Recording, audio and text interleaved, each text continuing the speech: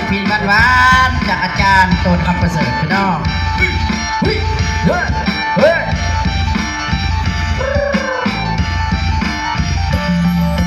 พ่อบอกมาทางแดงยามทำลงมาเสียงจะนั้นมองดังฟ้าเอาอย่างโง่เสียงข้างเหมือนหมอลำกันโง่แม่ดำล้อเนี่ยมันคนตกมาสู่อีสาน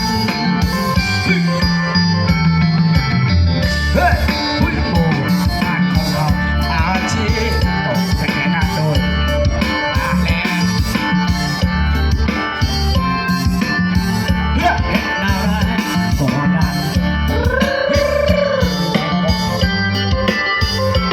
ดังมาบ่ได้เอาม่วนอยู่บ่เฮ็ดหมูฮอนเดโอ้โอ้โอ้โอ้โอ้นอโอ้โอ้โอ้นอโอ้โอ้โอ้นอโอ้นอโอ้นอหัวเอ้ยมนต์เสียงกบร้องก้องลำเนาฝากเมย์ฝากกระเดาฝากกระโดดและฝากจีธรรมศาสตร์แห่งบ้านนาฝนตกมาลาหอมดินไปเฮ้ย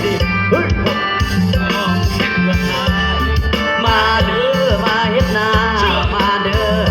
อย่าลืมไทยนับวันจะทับไกลเราสาวไทยเสียงสุขเสียงแคนกล่อมเสียงสูงตุ้งลูกตุ้งอะไรอะไรดงตุ้งเสียงแคนกล่อมเสียงสอนเดี๋ยวอ่อนอีแล้วมาเด้อมาช่วยกันก่อน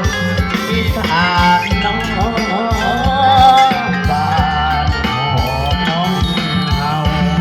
สองคนเราโอ้เฮ้ย ข้าวคนสั่งอะไรคนละตื่นมาแล้วเชื่อไอ้นักกายาเนี่ย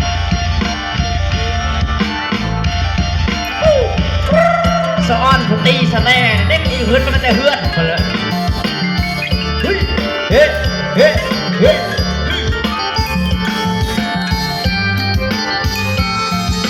เขาจะมาเล่นได้นี่